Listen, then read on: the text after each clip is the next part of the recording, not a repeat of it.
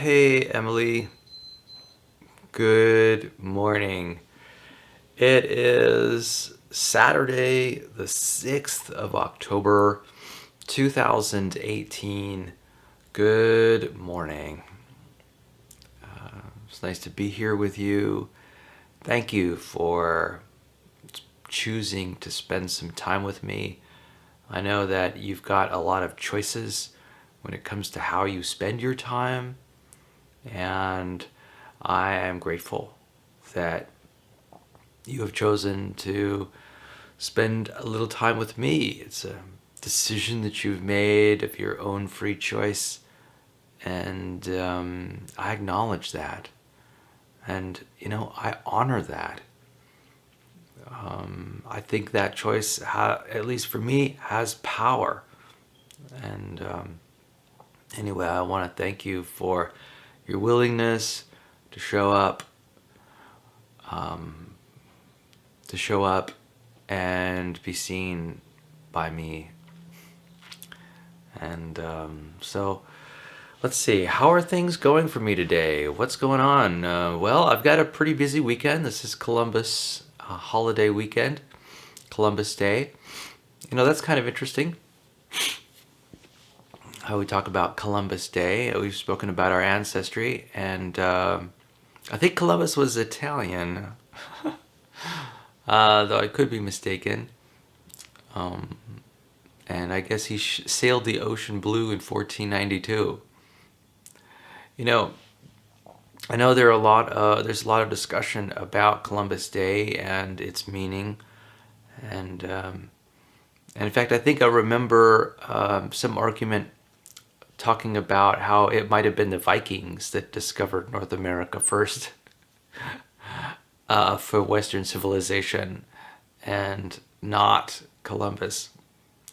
But that argument is just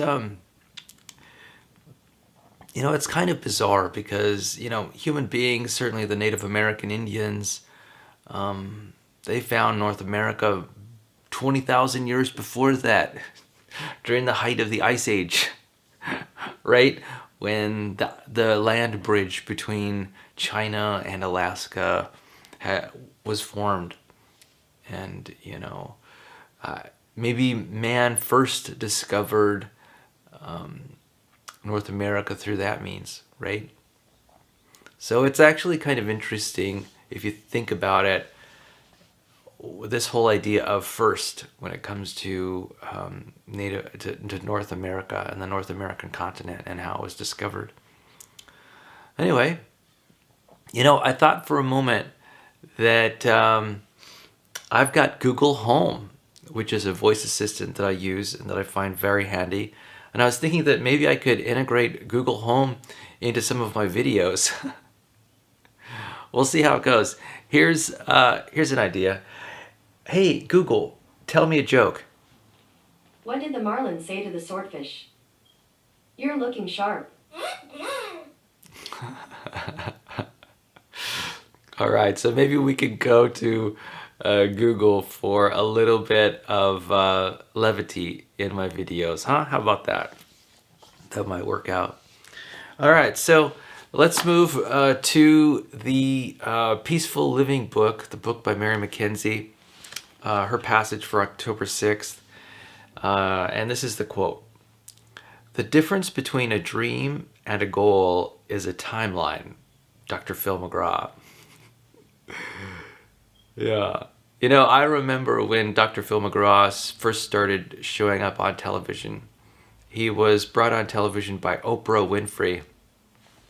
And I really appreciated Phil McGraw when he first started his show. I have only seen a few of his programs, though, a few episodes. But I was pleased to know that, they dealt with psychology. I think he's a therapist or a counselor of some kind. And it was interesting to see his style.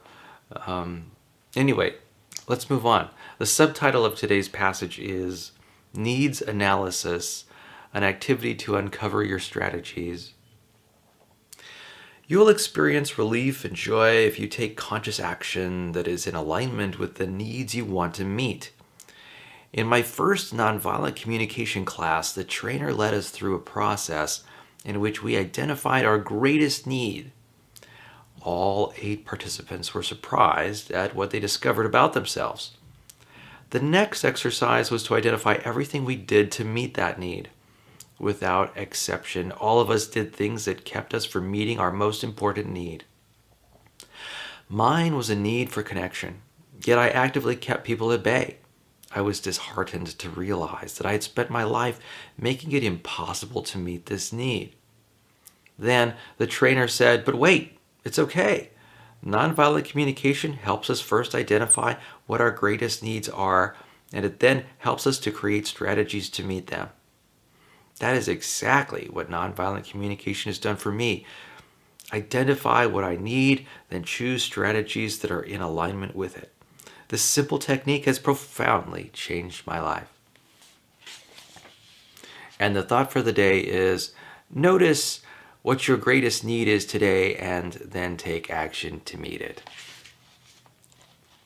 All right, very good. So let me suggest that any kind of values analysis or thought about your values can help you in this direction. It can help you choose strategies to meet those values. Yeah, it's just about conscious awareness of the things that are important to you, the things that bring meaning to you. And it doesn't have to be through nonviolent communication. It could be, just sort of trying to get a better idea of what you want and what you need, what you desire, what your goals are. That is good enough. And of course, the intention to bring more of those things into your life. I think human beings continually do this. We are always reminded about what's important to us by things like feelings, like sadness, which is an indicator of loss, and the same is true with fear. Fear is also sort of anxiety related to losing something, things that are important to us. Anytime we analyze and are thoughtful about the emotions that we are experiencing, I think we get a good sense of what's important to us, right? And it doesn't have to be through nonviolent communication. It's like I said, it's something we do all the time, and I think focus along these lines is really good. I like this idea. It said that all 8 participants were surprised by what they discovered about themselves. There's surprise behind that effort to find out what is meaningful to you and what your goals are and what your values are. It's almost always surprising and satisfying too. There's this satisfaction that comes with that acknowledgement. And then also there's additional satisfaction that comes from writing down to-do lists, sort of identifying ways to achieve that goal. And if you can use visualization, in fact, ask yourself, this is actually something I've been recognizing as significant lately. You know of me as being an advocate of motivational interviewing as a technique. I'm also just getting to learn something called FIT. What does the acronym stand for? It's like functional imagery training. Anyway, it's a lot like neuro-linguistic programming, NLP, where you're using images to sort of motivate you to action. And, let's say you're trying to lose weight, and FIT training would ask you to imagine a picture of what you're trying to achieve, a certain goal. Maybe you're trying to lose weight because you want to go to a wedding and you want to look good in a dress. So, imagine being in that dress that, say, is a size smaller than you are right now, and sort of fixate on that goal. And if you fixate on that goal long enough, that will bubble up. There will be motivation, energy related to that, and achieving that goal. And with the goal in mind, it's a lot easier to take steps in the moment to sort of set a cupcake aside and basically not decide to eat it. And not only that, but also imagine what barriers might you might confront to try to on the way to achieving that goal. And imagine, not only just imagine the barriers, but imagine you walking around the barriers and bypassing that barrier, and what steps you might take through vivid imagery about how you can avoid that particular barrier to your goal. And really, it's about visualizing the whole process. It's about visualizing, what's going to happen today and what's going to happen tomorrow, and how I can make sure that I stay on track. And it's the more multi-sensory visualization that you can do to achieve that goal, the more successful I think you'll be. And that's really the core of fit training and functional imagery training. And I'm interested in learning more about it. I've been reading some clinical studies describing how effective the technique is, and I definitely want to look into it and explore it some more. I checked out the website the other day, and it's something I'm kind of excited about. I definitely want to do some more research on the subject. All right, so let's see what else is interesting.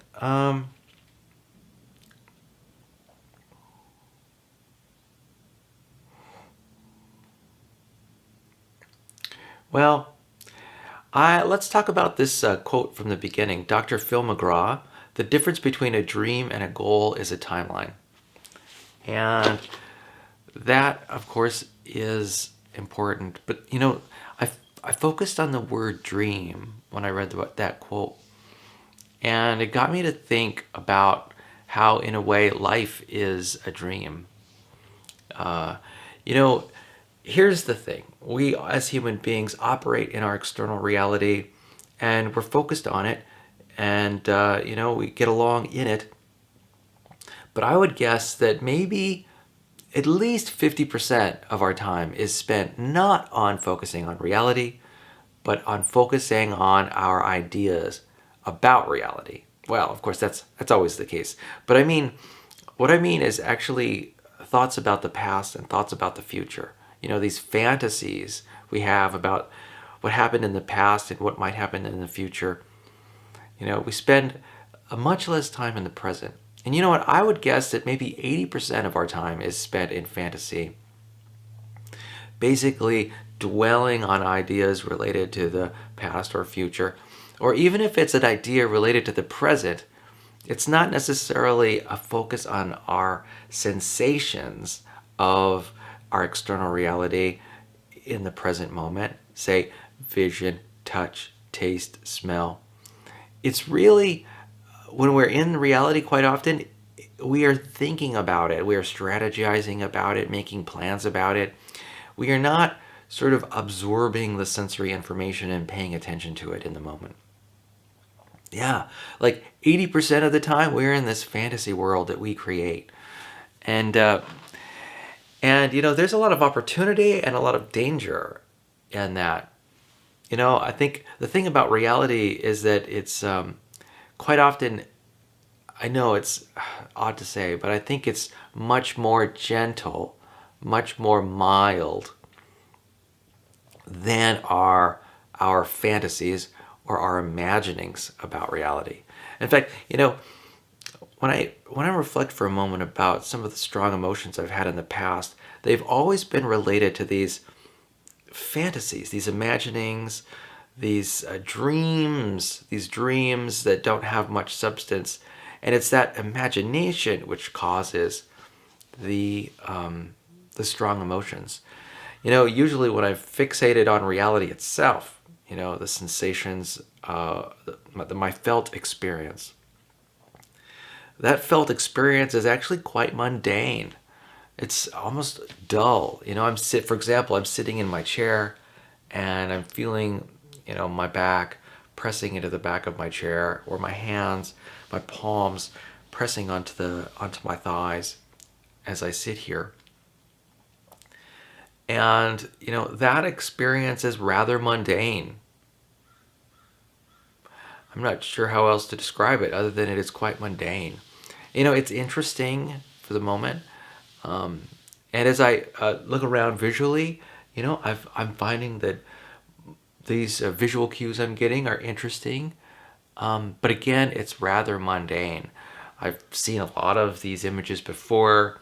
It's quite habitual, and there's really no emotional impact that these sensations are making on me. However, when I imagine, say, an episode in the past that's important to me, or I imagine a goal that I want to achieve in the future that's important to me, now the emotions are getting excited. Now I'm beginning to feel either sadness or happiness or joy or anger. And it's in the imagining where the emotion takes place. And not so much it just being present. And I think that's a significant fact. I think that tells us a lot about, there are people who are like adrenaline junkies and they like excitement. Well, I think that there are people who are sadness junkies and anger junkies and even joy junkies. And in order to achieve those states, it often takes some kind of metaphorical imagery. It takes some kind of fantasy to start to get into those states. Because, if you're just focusing on your breathing, you're probably not going to achieve any of those states because of how mundane regular sensory information is, those sensory inputs. But it's those sensory inputs, albeit gentle and peaceful. It's these sensory inputs which are the present moment. They are reality as it is.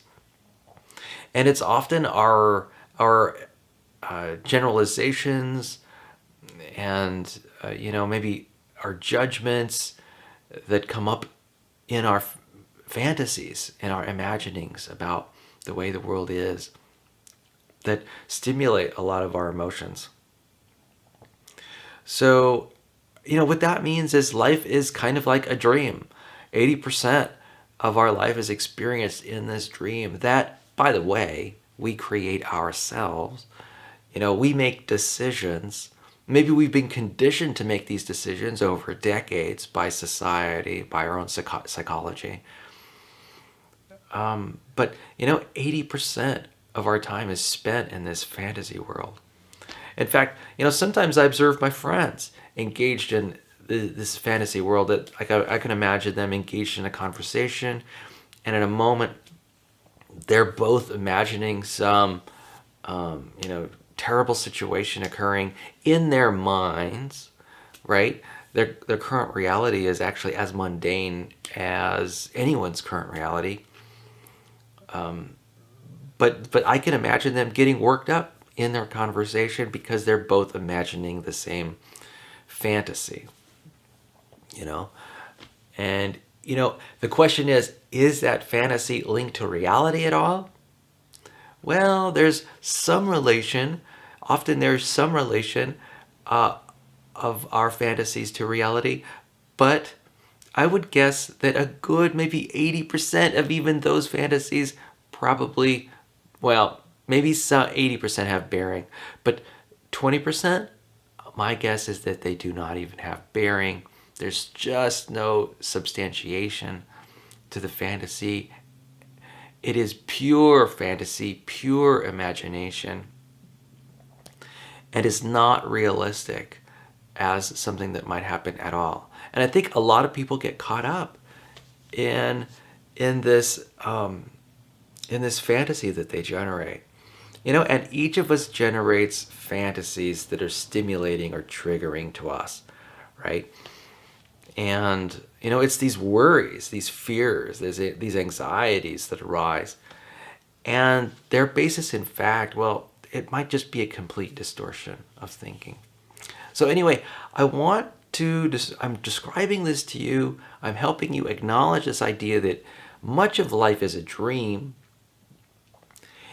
because I think there is an incredibly optimistic aspect to this story, to this idea. And that is that you are in control of the dream. You are in control of the thoughts you think. Now, you might have been conditioned to by your society to think the thoughts that you think you want to think, and that's great. But you are able to play a small role in guiding your thinking, and you might guide your thinking in a number of ways through meditation, say. It's about using the executive powers of your mind to direct your thinking. And you might one method that I've used to direct and improve my thinking a lot has been this. It's like a revision technique, where I acknowledge, say, the sort of a system of thoughts or that typically arise for me when I think about a certain situation. And my goal is to revise the thoughts for thoughts that are more accurate and more representative and more thoughtful and considerate, and include less emotional pain. And then I revise again. Here's another set of thoughts that's even more accurate, more consonant with reality, more correct. And it often so happens that the more correct, more consonant with reality thoughts are less triggering. It just so happens that that's mostly the case. And I'll go through this revision technique again and again. Each one of these fingers represent a thought, right? And I'll try to come up with a system of thoughts. And often, after I've revised the thoughts for a little while, I become a lot more optimistic, and also my thinking is a lot more pointed and accurate, a more accurate representation of the world. And all it takes is just a little thoughtfulness, and it also takes the intention to make a decision to accept these new thoughts, these revised thoughts, as the thoughts you want to focus on, as not just the thoughts you want to focus on, but actual thoughts that represent reality. It's a decision. See, here's the problem. The stimulating thoughts, the ones that are less accurate, for some reason my mind is drawn to them like magnetism, and it's easy to be drawn to. And so it actually takes mental effort for me to revise those thoughts into something that is more accurate, often less triggering. And then there's a decision to choose this thought as the representative thought that covers the external situation. So it's an intention, and what I hope to gain by it is just to sort of revise the fantasy, right? Revise the fantasy that 80% of my life is in, and make it more consonant and consistent and calibrated with reality as it actually is. So that's my technique.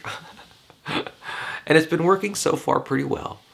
And often when I replace one thought with another, there's a challenge, right? I'm making a challenge. Like it's a say a battle royale between two thoughts. And anyway, it's helpful. Hey Google, tell me a joke. What did the hat say to the scarf? You hang around and I'll go ahead. All right, very good. Time to move on to the next subject. So, we can read My Big Fat Zombie Goldfish. Let's do it. So we're on chapter 12, The Return of the Mommy. So here we go. Beep, beep. We heard Mom's car pull up into the drive. Oh no, I said. Pradeep and I quickly ran over to Mark and helped him sit up. He was still holding on to his head where he had banged it when he fell into the sandbox. Sammy just sat there, still hugging the watering can. Mom came straight around the back of the house and ran over to us. She could tell there was something wrong. Moms have this thing where they know stuff that should be impossible to know. Like that you didn't eat your carrot sticks at lunch, or that it was you who put the ham slice in the CD player to see what ham sounded like, or that your undead zombie goldfish hypnotized your neighbor's daughter and then tried to kill your evil scientist big brother, but at the last minute changed its mind to save your life, that kind of thing. So I took one look at Mom and was sure she would figure it out. It was so obvious what had happened. But the first thing she said was, "What on earth happened here?" We were just playing," Pradeep said right away. The game got a little messy, and wet, and, he was talking really fast and looking really guilty. Mom was definitely going to get that something was up. "Fishy is swishy," Sammy shouted. "Yay!" "Oh, that's sweet. You let Samina play with your fish, Mark," Mom said. "But why can't you have the fish outside in a watering can?" "It needed some fresh air," I said, which Mom is always telling us that we need, so it must be true for fish too. Though usually when Mom tells us to go outside, it's because she wants to talk to Dad alone, or to shout at Aunt Sarah on the phone. "Okay," Mom's voice said in a normal kind of way, but her face was really saying, "What are they up to?" "Mark, are you all right?" she added. Mark rubbed his head. He looked over at me and Pradeep, and then Sammy and I in the watering can.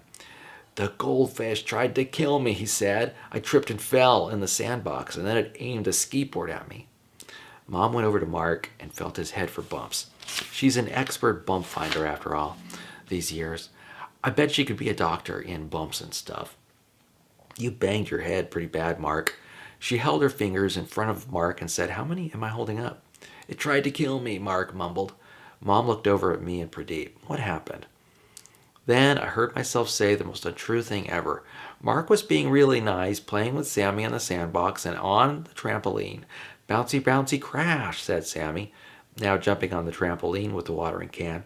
I leaned over and gently took the can from her. Then he did a trick bounce that made Sammy laugh, Pradeep said, which isn't really a lie because he did that even though he didn't mean to do it. "He must have hit his head when he fell," I said. "Oh, poor you," Mom said to Mark as she rubbed his head. "But what's this about the goldfish?" She helped him stand up, and he walked over to where I was standing with the watering can.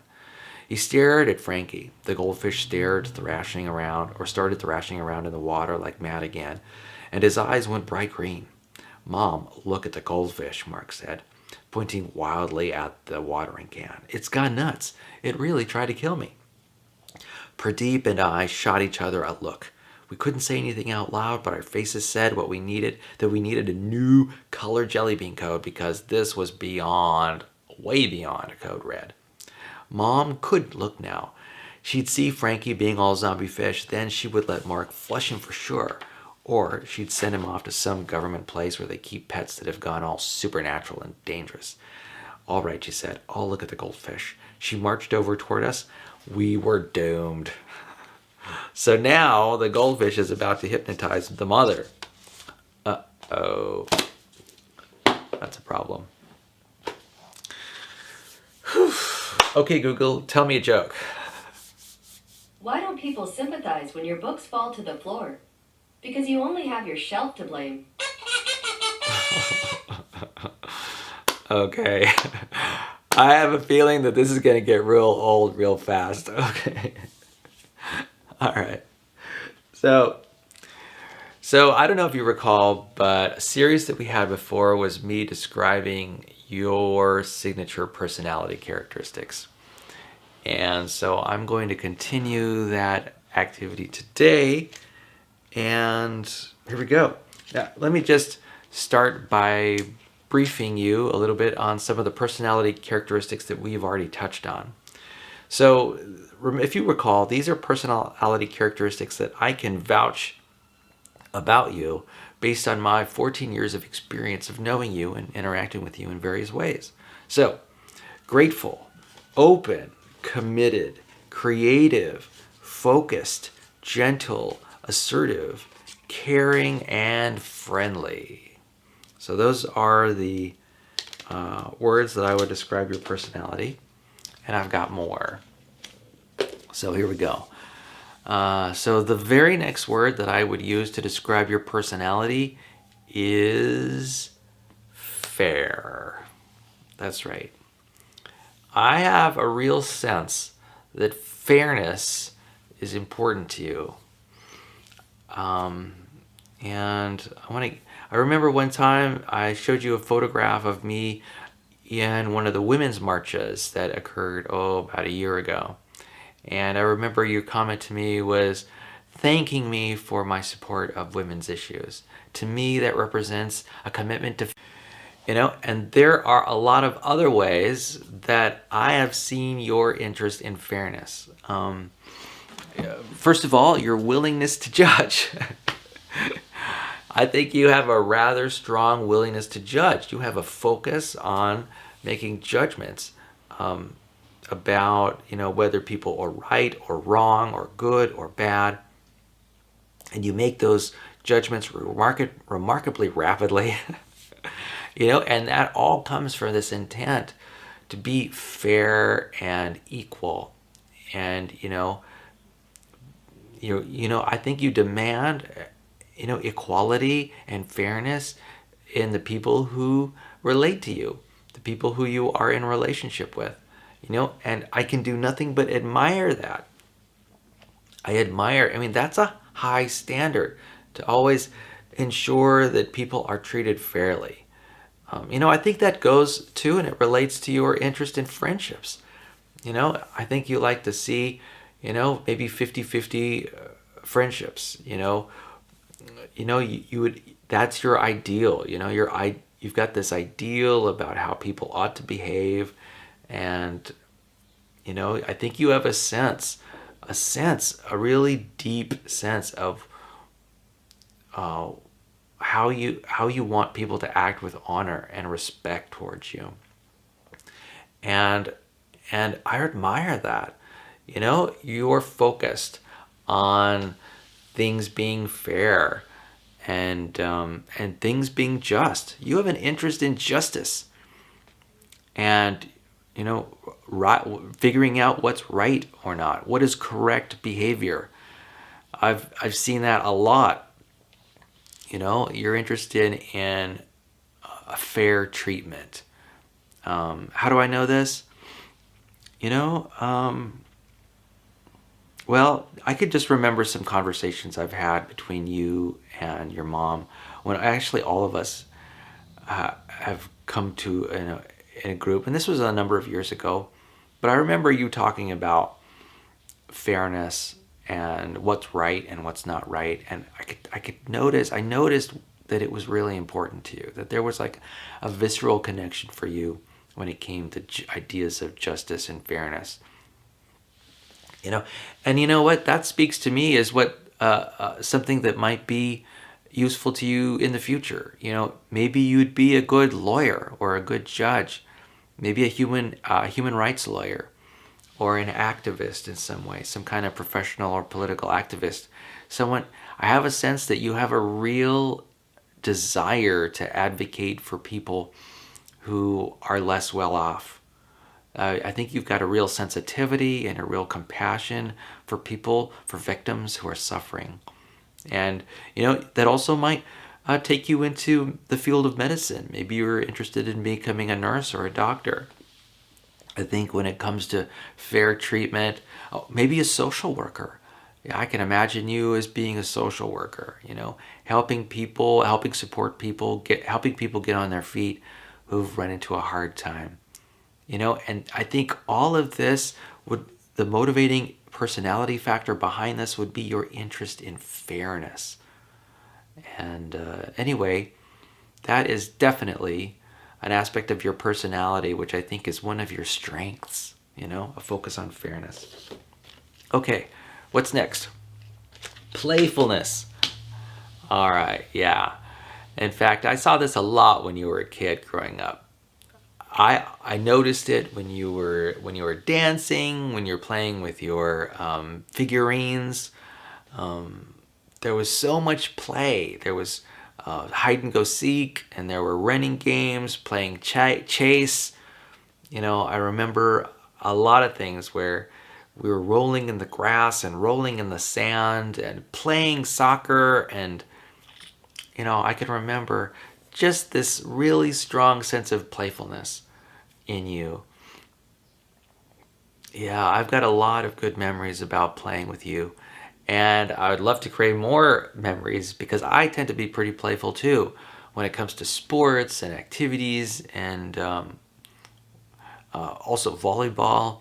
Yeah, and in fact, I have a feeling that your desire and passion for volleyball results from this outflowing of playfulness in your personality.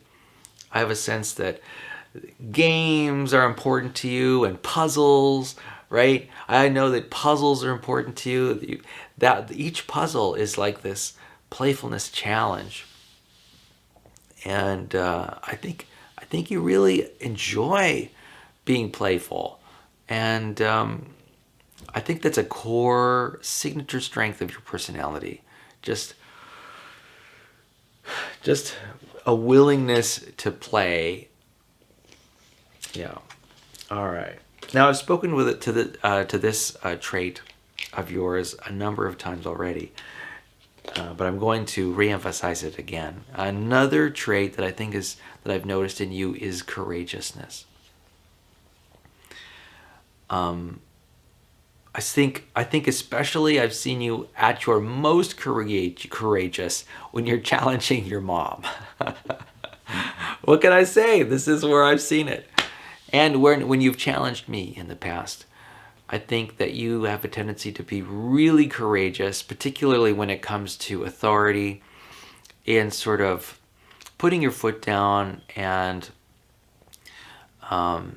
saying, no, this is what I want. This is what's going to happen. I'm not going to accept the way things are. I want this to happen.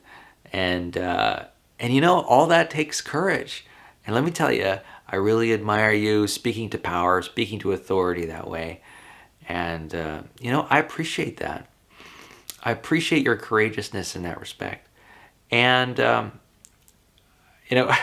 don't know much about your relationship to your mom, and I have a feeling that, you're really good to your mom because you love her and you're good to your stepfather.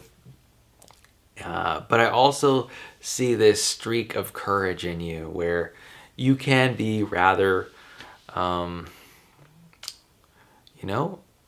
rather focused on what you want and unaccepting of what you don't want. And so, anyway, that is a wonderful trait. Having the energy to do that, to speak up, right? When people are not willing to speak up.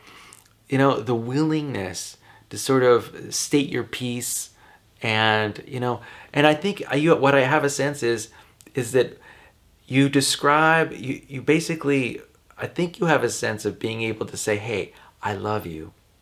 I care for you. You're important to me. And I don't want to do this. I'm willing to be kind and gentle and I don't want to do that. And you know what? I really appreciate that courageousness. I admire those courageous aspects of your personality. So go for it, Emily. I appreciate your courage, and I encourage you to step out into even a more courageous actions as you grow up. As you gain a little bit more maturity, I'm looking forward to seeing more courageous acts in the future. All right. So we're on a roll, man. We're on a roll. So next, and this is such a strong trait. I think it might, like creativity, I think this might be another very dominant trait of yours. And here we go. The trait is optimism. Yep. At least this is what I've seen. I have seen the parts that are quite memorable to me about you growing up is your optimism. For example, I remember quite distinctly you were coming back from Montessori school one time, and I might have been talking to your mom about a problem, and you chimed right in and you said, that's not a problem, that's an opportunity. And it cracked both of us up. That is your mom and I. And, ever since then, I've noticed a real optimism in you. I've noticed a physical optimism, sort of a sense that you're okay. It's sort of a hopefulness. And, your willingness to reach out to me on occasion and to express yourself, that requires an optimism that things are going to be okay, even after you've expressed these important parts of you to other people. It's a hopefulness, it's an idealism, it's just this positive thinking. For me, it's as good as gold. I love to see the optimistic Emily. I love to see the playful Emily, the one who's really going at it with energy and passion and joy and just happiness in the moment. To me, that brings joy to my heart. As a father to you, it brings joy to my heart. And I'm so pleased that optimism is one of your signature traits. Fantastic. What a wonderful thing. So anyway, that was a rundown of at least a few of the traits: optimism, fairness, playfulness, and courageousness. And so there's even more. That's right, I've got more examples of signature traits here, but I think I'm going to tackle them at a later date because I'm getting to a point where I want to wrap up the video. Anyway, I just want to say that I'm looking forward to seeing you this weekend. And I've got a few places where we're going to meet worked out. Today, for me, it's a preparation day. I'm going to be doing laundry and cleaning the house and making sure I've got some food in the refrigerator. And I might even go take some photographs later on today and take some photos of nature or go to a park. I'm thinking about maybe going to Canada Park and taking some photographs. I've also got another thing scheduled today. I've got a friend, Elaine Gale. She's an actress and a professor, and she has got a one-person show, a play that she's going to be doing tonight at 7:30 p.m. in Santa Barbara. And I got a ticket to that, and I'm going to go visit her and all my friends there. We're going to watch her in her play called One Good Egg. She wrote this autobiographical play, and I'm pretty excited to see her. She's such an amazing person. I'm just blown away by her talent and her intelligence and her creativity. And I can't wait to watch her on stage in her one-woman production, One Good Egg.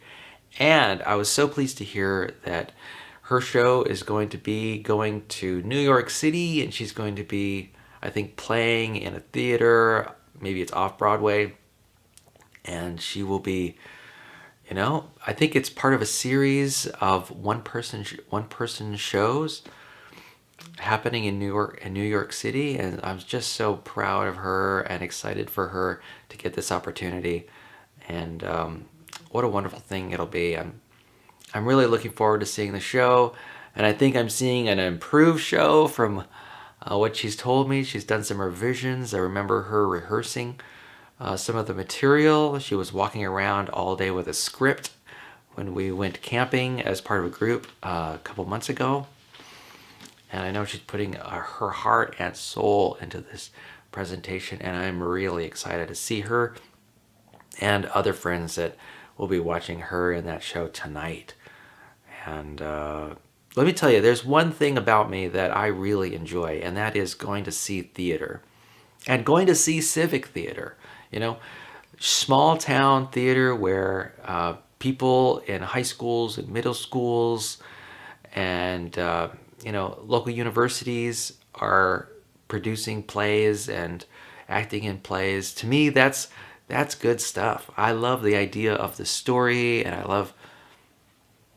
love people who are not professionals getting their hands dirty and doing what they can to portray the characters that they want to portray. I love local theater. And I particularly love when my own friends are involved in theater. And it's just such a joy to watch them in their artistic and creative endeavors. I love to see them succeed and fly high. And I also love a good story. And, the best stories are quite often really personal stories. And you can only get personal stories from people who are, sincere and local. And I don't know, I just love it. I just love it. So anyway, I'm excited about this afternoon. And I'll be doing a lot of preparation for that. And then driving down to Santa Barbara. And then coming back later tonight. And so that's in the cards for me. One of the things I think I'll do today too is I'm going to start testing out my Halloween costume. It's getting close. It's already the 6th of October. Halloween is just around the corner, October 31st. And like I mentioned before, I'm going to be one of Robin Hood's merry men. And I've got a hat that I'm going to wear. And then I've also got a tunic that I'm going to wear, and I've got a satchel that I'm going to sling around my shoulders that I created myself. That's right. And I've also been thinking about taking that tunic, which I bought from a costume shop, and sort of copying the design and cutting it out and sewing it out of leather of my own making. And that's definitely something I want to do. And in fact, this weekend would be a perfect opportunity, a perfect weekend to do it. If I can find some time to squeeze into my day, I might be able to work on my costume a little bit for later on this month for my Halloween ideas. So that sounds pretty good. Hey, Google, tell me a joke. How do you get over a fear of elevators? Just take some steps to avoid them. There you go. I'm not sure that avoiding the elevator is a way to get over your fear of elevators. One thing I know about psychology is that exposure therapy is a thing. Exposure therapy is real and is also effective in helping a person overcome fear. So anyway, enough of that. So I just want to say again just how much I appreciate you spending some time with me, and we sharing this time together to connect one-on-one. You get to learn a little bit about my personality, and you also get to learn a little bit about how I think about you. And I love this interaction we have, this even though it's not face to face, we're utilizing technology to combine space and time, and to make space and time irrelevant. We're using communications technology and the technological age to bring me into your living room, and we're taking advantage of all the benefits that we have in our society today. And I love it. I'm glad that I'm willing to take the time to spend it with you. And you know what? That reminds me that I want to get back into telling you about my life story.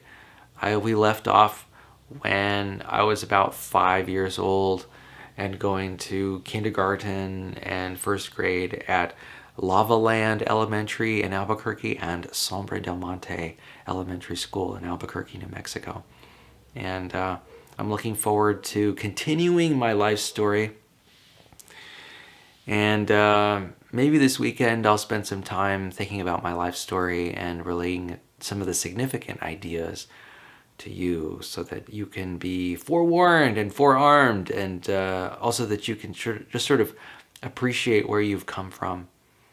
And, appreciate what it was like for me to grow up as a young boy. All right. I love you, baby. I love you, baby. Have a wonderful day, and I wish you peace and an exciting weekend. And I love you. Bye-bye.